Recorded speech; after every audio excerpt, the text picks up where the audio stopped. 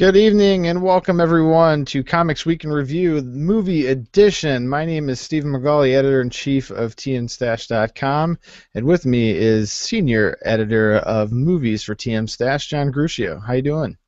Doing pretty good, Steven. Well, it's been a sad week, or sad past few days for the movie world, unfortunately. Hate to start off on a sour note, but it's hard to ignore that we lost one of the movie greats this week with the loss of Robin Williams. It came to a shock for everyone, and it's some tough news, tough pill to swallow this week with that loss. So, what are your thoughts on Robin Williams, John? I'm still trying to get my head around it.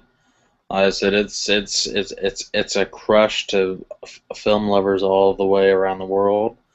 I mean, he touched so many lives with his comedy, with how compassionate of an individual he was, and just, I mean, with his acting. I don't think that there is a serious actor to date right now, as far as new people, who could do anything that he did. I mean, he had so many movies, from Good Will Hunting, where most people remember that he did win the Academy Award for Best Supporting Actor, which he broke that threshold for comedians winning Oscars.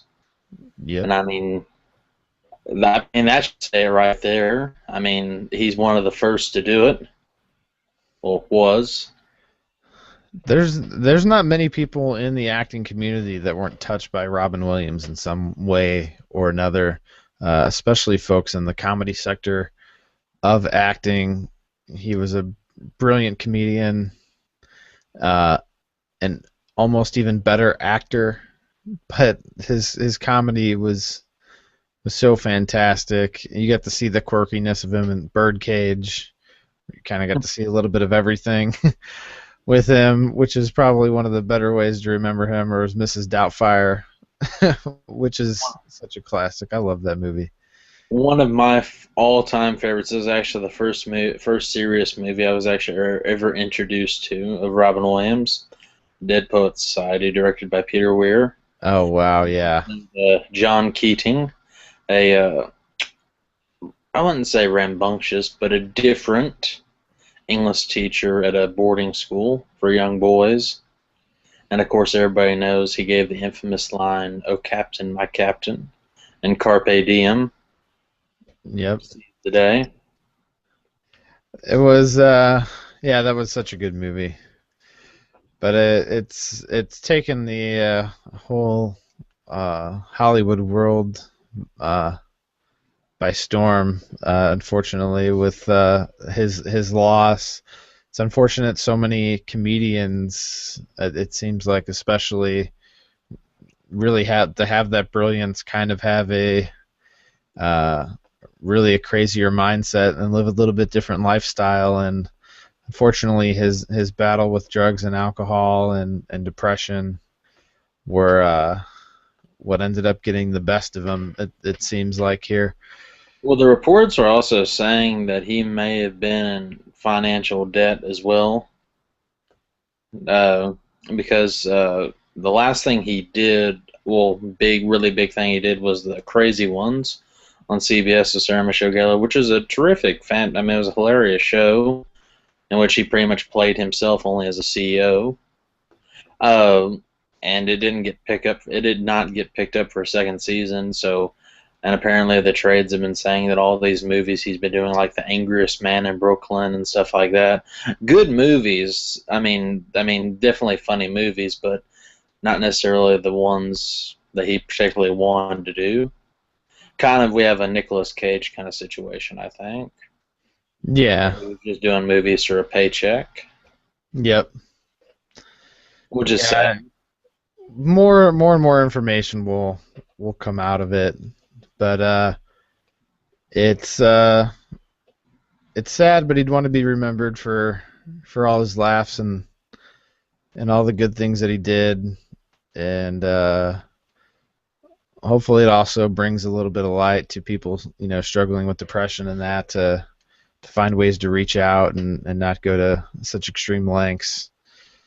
So hopefully hopefully some people can take things from that and reach out for help and know that there are better options out there for them. Uh, but everyone should go out and grab their favorite Robin Williams movie this week, or all of them for that matter, and give I, them a watch and remember him the way he should be. Or one of his comedy skits like you were just watching. His I know stand-up's I know fantastic. I know I've already made the trip to Walmart this week. I got a flubber and hook. Nice. And I think iTunes is running a I don't know if they're running a special, but if you hit up iTunes, it's on their banner. They have all of Robin Williams movies up there. Within the next month, I mean, they're gonna have them everywhere. I guarantee it. Yeah, yeah. I mean, It's a good thing. unfortunately, some of these places are going to capitalize a little bit on Yeah. the tragic events, but people want to remember him for what he did. So He does still though. It always seems like actors who leave us way before it's their time, they are always leaving us with something more before they go. Robin Williams has a couple of indie movies that are on their way out that he's previously shot. One in particular being called Boulevard, which is from Dito Morel, and his last appearance is Teddy Roosevelt, or the Wax Teddy Roosevelt, and this December's Night at the Museum, Secret of the Tomb will be coming out. hmm So we will at least, just like Philip Seymour Hoffman, we'll at least get to see him in a couple more movies before we have to say goodbye. yeah, so that's something to definitely look forward to. But on a little bit of a happier note, sorry to have to start off on such a sad note, but it's Yeah. too big a news to ignore. And but we did have the release this past week of the reboot of Teenage Mutant Ninja Turtles, uh, which was good. It wasn't great. It was hard to follow up after seeing Guardians of the Galaxy, which was the best movie of the summer in my mind and many other people's eyes. Guardians of the Galaxy made $45 million this week, which was the best of any second week movie this summer, which really shows how poor the box offices were this summer, but also really shows the strength of Guardians. And also, Teenage Mutant Ninja Turtles came out number one though, 65 million, and then immediately announced the sequel for June 3rd, 2016. So, uh, it was good if you go into it with the right mind. And John, you didn't get to see it, right?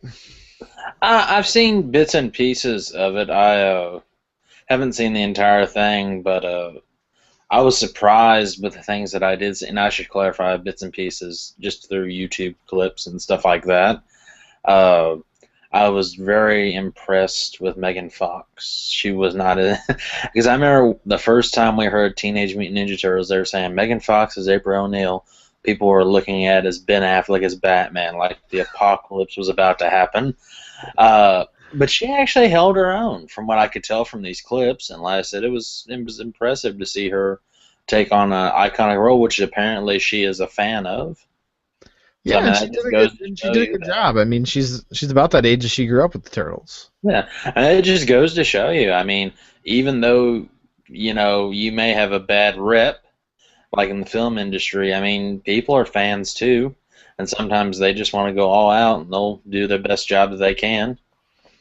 It was. I mean, she did good. She represented April O'Neil in a good light, and that it's a bit of a different direction than the Transformers movies were, which were big bad, man films where they just sold her out as sex appeal bait for a movie.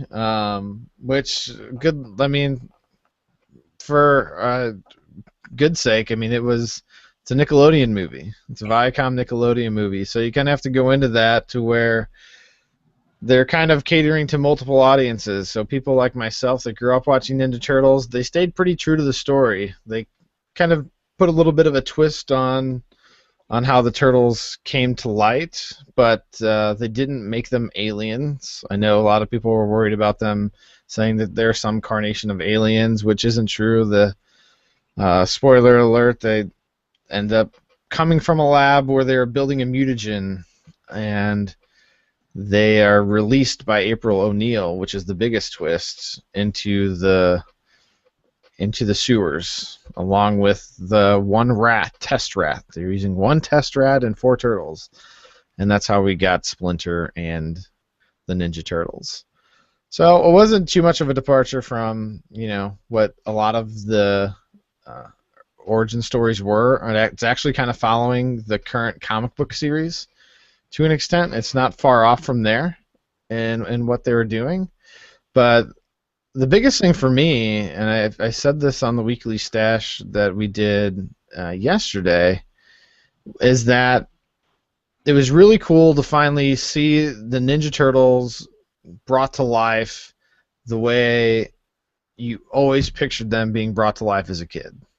There's one thing to see people in costumes and stuff in some of the older movies, which were fun, but it's a totally different thing to really see them come to life in with the power of CG these days. Oh yeah. The voices were good. The characters they nailed.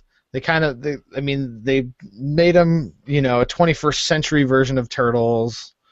So, Donatello's a little bit more of a geek and more computer oriented, which obviously he never was back in the day, but it still works for his character. So they updated the characters and really, really brought them to life. And there are a lot of kids in the movie theater that seem to like it. Outside of the fact that I saw a 9:45 showing, and there are still lots of kids in there. They're about 6 years old. That was way past their bedtime, so half of them fell asleep halfway through the movie because it was so late. But people seem to be pretty happy with it. I'm glad they're doing a sequel. So Joe had some differing opinions, our Marvel writer. So if you want some more in-depth coverage on that, check out our other show, The Weekly Stash, that we aired yesterday. That is on our YouTube channel, youtube.com/finding the stash. But moving on beyond Ninja Turtles, today we also got a trailer for the Pink Panther. Mordecai with Johnny Depp. I'm sorry, I couldn't. I wasn't sure what I was watching. I thought it was Pink Panther. Copyright. They changed. They apparently mixed up the name of Pink Panther and they made him Mordecai and gave him a stash. So I guess Mordecai is the Pink Panther's stash.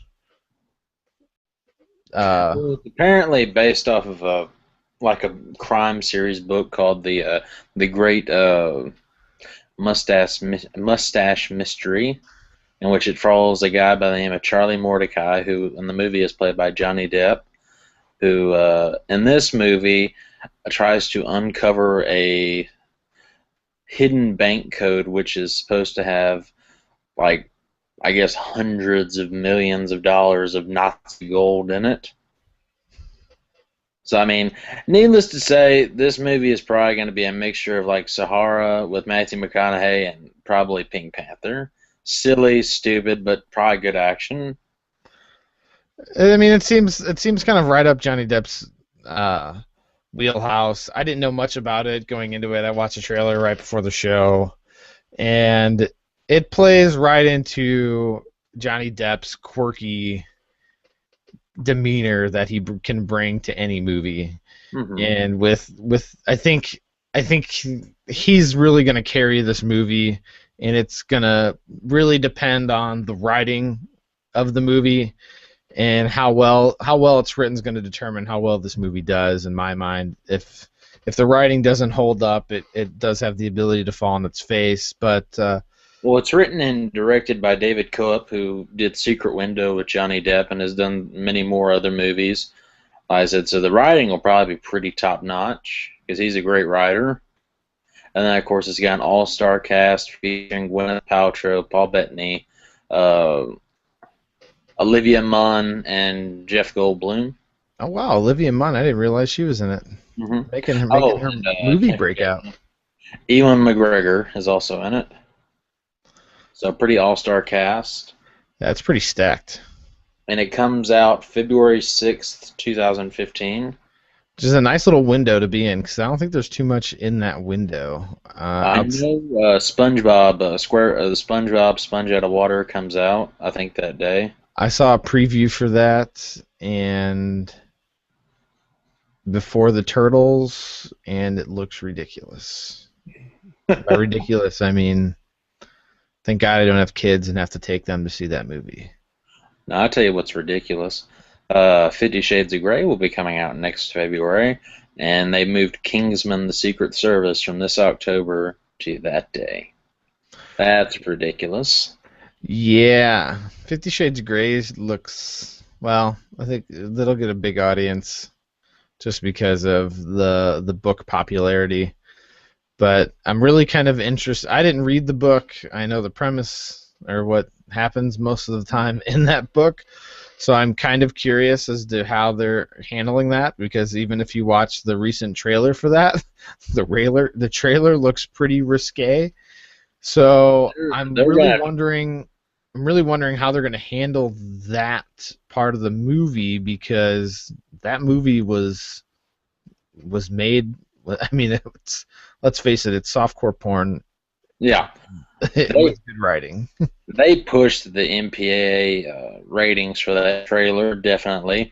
Uh, that movie pretty much needs to be a rated X movie to be anything accurate to the book. Yeah, That movie will probably be a hard R, definitely a hard R. But I mean, like I said, Sam Taylor Wood, who did Nowhere Boy, and is also married to Aaron Taylor Johnson, who's the new Quicksilver. She has a style of her own. I've seen a couple of her films. And like I said, she's definitely an interesting director. As it's, I mean, with that, and she's got a couple of unknowns in the lead. So we could have a Robert Pattinson, Kristen Stewart kind of situation where they both kind of get careers out of it. So I mean, yeah. it could be good, but I don't think either one of us will probably be going to see it. No, probably not. And my wife unless, doesn't even really care to unless see it. the So. others drag us, significant others.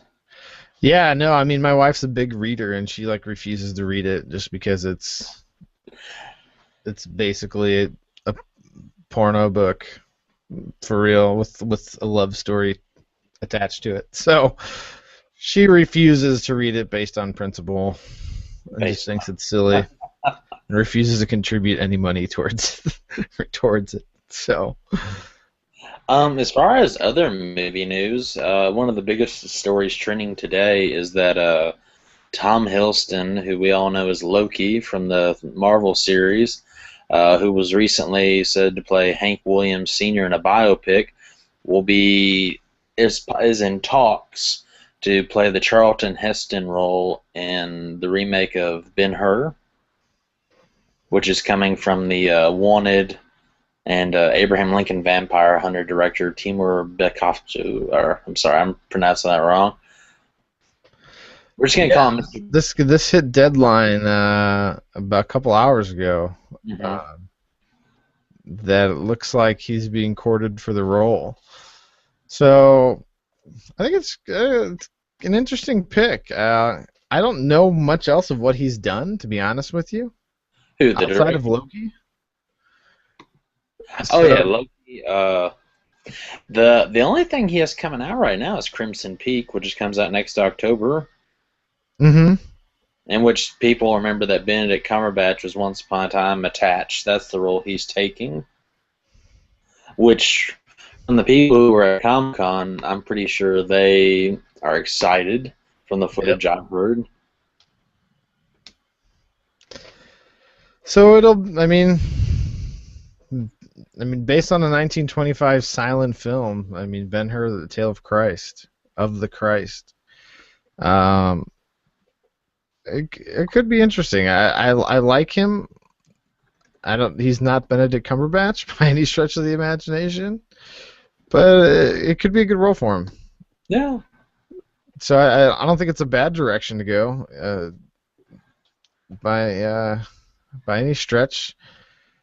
So we'll see how it plays out. We got some time. I don't think Ben Hur's probably not slated till.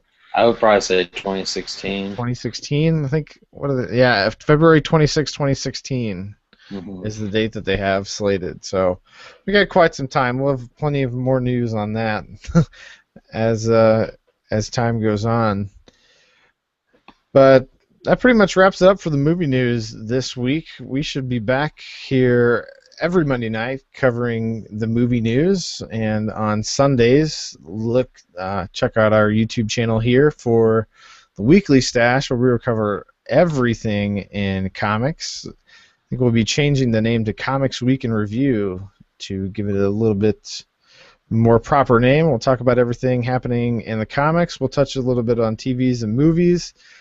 If you want all the news on movies, come and check us out here Monday, and check us out throughout the week on tmstash.com, where we'll keep you up to date on everything happening in movies, television, and comic book world.